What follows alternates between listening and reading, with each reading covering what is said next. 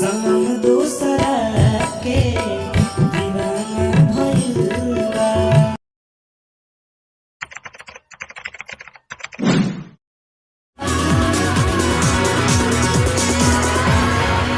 आज के इस महान अवसर पर 4 चांद, 1 सूरज और 3 तारे लगाने आ रहे हैं भूतपूर्व इंडियन आइडल से निकले सिंगिंग के स्टार्स।